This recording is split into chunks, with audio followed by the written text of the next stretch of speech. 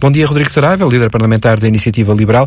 A Iniciativa Liberal tem feito várias declarações onde mostra algum descontentamento em relação à carga fiscal que aumenta com a proposta de orçamento apresentada pelo Governo. Trocava esses aumentos da carga fiscal pela manutenção da atual dívida pública portuguesa?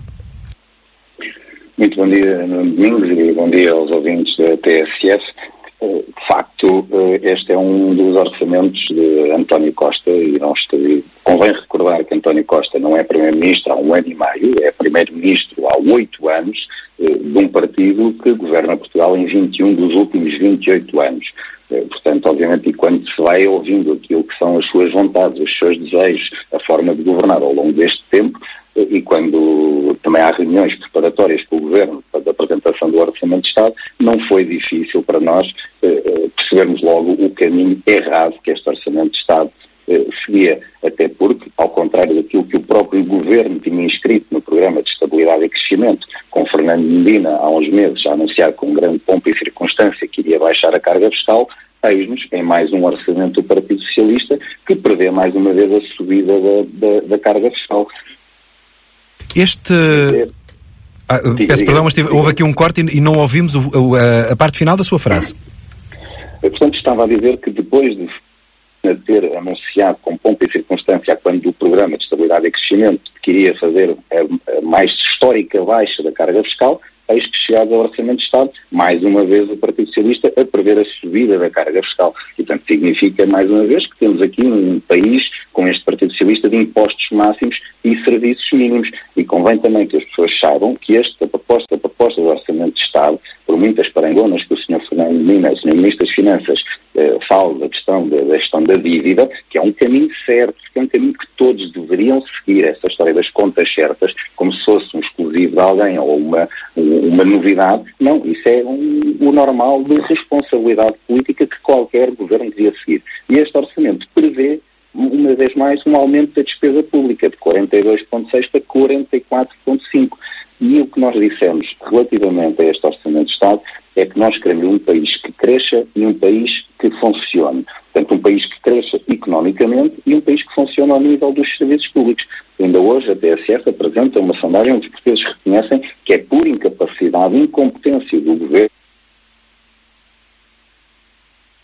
daquilo que é o colapso dos serviços públicos, a degradação dos serviços públicos, que é a questão da saúde. A saúde, para onde os governos de António Costa, desde que António Costa é Primeiro-Ministro, já puseram em cima daquilo que é o orçamento da saúde mais 5 mil milhões. E os serviços na saúde estão em degradação, com cada vez piores condições para os profissionais poderem fazer uma boa prestação de serviços aos utentes. Isto significa que o problema não é meramente orçamental, o problema não é pôr dinheiro em cima do problema, é um problema de gestão pública.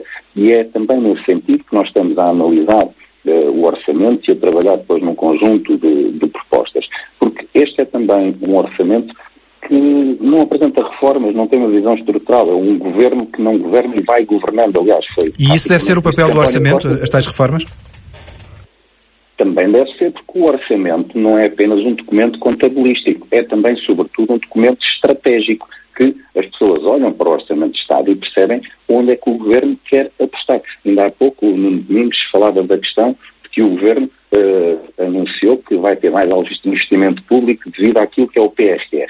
Mas lá está, este é que é o problema, é que nós, com os governos do Partido Socialista, temos um país dependente dos fundos europeus.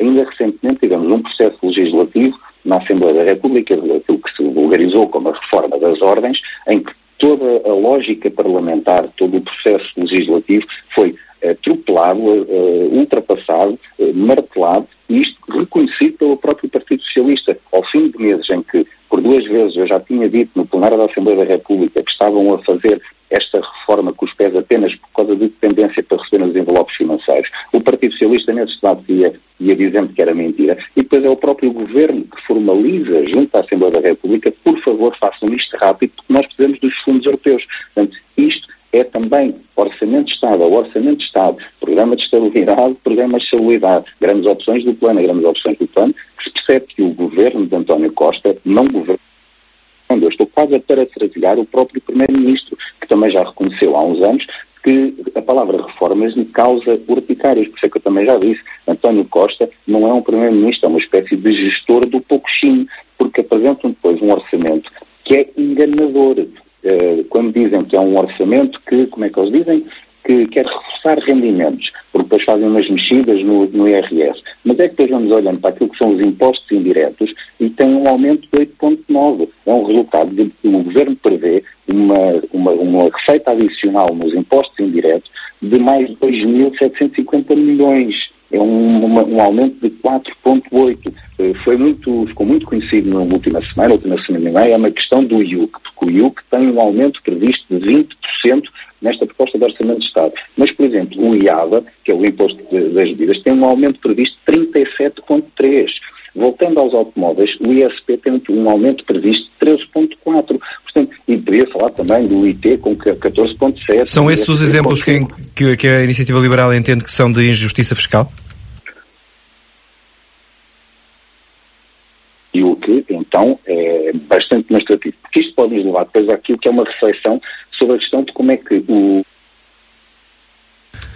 para falar do dinheiro dos contribuintes. O dinheiro não é do Estado. Não há dinheiro público, não há dinheiro do Estado. O dinheiro é dos contribuintes. E isso leva-nos a falar daquilo que é a forma como o Estado taxa as pessoas. Por exemplo, vamos falar dos carros e da habitação. Existe o património, existem os impostos da transação. Na habitação, o IMT, nos carros, o ISC. Depois vão taxar aquilo que é a propriedade, o património, aquilo que é de cada um. Na habitação, o IMI. No carro, o IUC. E depois ainda vão taxar o consumo. Na habitação, as taxas de esgoto, entre outras, e o ISP. E, portanto, isto sem contar com o IVA, com o imposto de selo, com aquilo que as pessoas já pagam, já são taxados nos seus rendimentos, no IRS, ou as empresas no IRC. Adiciona-se a isto a questão da injustiça fiscal e do muito que o Estado taxa às pessoas, a questão da complexidade do nosso sistema fiscal. Escalões, isenções, benefícios, contribuições extraordinárias, sobretaxas, mais depois cerca de 4.000 taxas e taxinhas caem sobretudo na questão das empresas. Isto é injustiça fiscal e complexidade fiscal. E é nesse sentido que a Iniciativa Liberal tem feito a sua atuação também na Assembleia da República em diversos momentos, sobretudo nos orçamentos de Estado, e voltaremos a fazer com uma proposta ambiciosa naquilo que é a questão do desagravamento fiscal ao nível do IRS, mas também com descomplificação, portanto, com simplificação fiscal. Este vai ser a nossa forma de atuar neste orçamento de Estado. É a grande bandeira da Iniciativa Liberal para este debate? É a grande bandeira da Iniciativa Liberal. Vamos ter a proposta mais ambiciosa no que diz respeito ao IRS, com desagravamento fiscal e simplificação fiscal, e depois vamos também ter um conjunto de propostas. Como eu disse, nós queremos um país que cresça e um país que funcione. Portanto, um país que cresça, nós temos que reduzir o peso dos impostos, porque não é só questão da carga fiscal. Se formos a um conceito que é o conceito de esforço fiscal, nós somos um dos países ainda pior classificados naquilo que é o esforço fiscal sobre as pessoas e sobre as empresas. E sobre as pessoas vamos ter esta proposta do IRS. Vamos também ter uma proposta relativamente ao IRC. Vamos ter também uma proposta relativamente a vamos chamar um pacote de propostas para os profissionais liberais. E depois, como queremos um país que cresça e um país que funcione, vamos ter um conjunto de propostas para pôr o país a funcionar. Vamos lhe chamar um pacote de incentivo à qualidade dos serviços públicos. Nós recentemente apresentámos uma proposta, por exemplo, quando há greves ou quando os transportes públicos, os comboios, os barcos, o metropolitano, não estão a funcionar por alguma razão, por sua incapacidade, o dinheiro dos passos tem que ser devolvido aos cidadãos. Isto também tem que acontecer em termos da saúde, em termos da educação ou até em termos da justiça. Se o Estado falha naquilo que são os seus serviços diretos, o utente, o cidadão, o contribuinte, porque o dinheiro é seu, tem que lhe ser devolvido, tem que ser compensado. E assim, nós vamos pôr em cima daquilo que são os serviços públicos os incentivos corretos para que façam uma boa prestação de serviços. Porque muitas vezes o problema, e como é o caso paradigmático da saúde, aquilo que nós vemos é que o problema não é de dinheiro, é um problema de modelo de gestão, é um problema dos incentivos estarem completamente trocados, ao inverso. Temos de terminar, Rodrigo Saraiva. Queria só perguntar-lhe mais uma coisa, que é, está a ser trabalhada em alguma destas matérias algum entendimento com outros partidos representados na Assembleia da República? Não, nesta fase nós estamos, e penso que eu, dizendo o nosso exemplo, partidos, cada um dos seus partidos está a fazer o seu trabalho, nós estamos a fazer o nosso trabalho, estamos a fazer um conjunto de propostas propostas que não vão ser muitas, são propostas cirúrgicas, quer dizer, um orçamento que nasce socialista não vai virar liberal, e também estar a apresentar muitas propostas é estar a credibilizar um orçamento que não é credível, que não tem solução. Portanto, nós iremos apresentar propostas cirúrgicas que não vão perder a questão do desagravamento e da simplificação fiscal para pôr o país a funcionar, e também aquilo que lhe chamamos a correção de injustiças, como a revogação do IUC, e também iremos aprofundar a nossa proposta do IUC e em breve iremos explicar em detalhe como é que vamos atuar sobre isso, mas também, por exemplo, uma proposta para correção. É uma injustiça, mas nós achamos mesmo que é uma gralha do governo, que é a questão dos critérios de acesso às empresas no IRC, às empresas startup, porque antigamente tinham 3 critérios que as empresas podiam escolher um deles e agora põem acumulativos, estão a complicar a vida das pequenas empresas, das startups. Mas só pode ser um erro, e nós vamos ter uma proposta para também a correção desta injustiça e desta gralha. E também outra relativamente ainda aos restantes trabalhadores, que deixam de ter acesso à ação social escolar quando estão a fazer um trabalho, é mais uma injustiça, e também iremos apresentar uma proposta para que, assim que a TAP for privatizada, o dinheiro seja devolvido aos contribuintes. Os contribuintes, sem ninguém lhes perguntar nada, puseram 3,2 mil milhões de euros na TAP. Assim que o governo privatizar a TAP, veremos se por esse valor o dinheiro tem que ser devolvido aos portugueses. E o governo não pode dizer que isso é complicado, porque no ano passado arranjou um mecanismo fácil para dar 125 euros a cada uma das pessoas que precisava do ano passado. Obrigado. É o mesmo esquema. Obrigado, Rodrigo Saraiva, por ter estado esta manhã na TSF com algumas das propostas da Iniciativa Liberal para o debate orçamental que começa na segunda-feira na Assembleia da República e que vai prolongar-se durante todo o mês de novembro.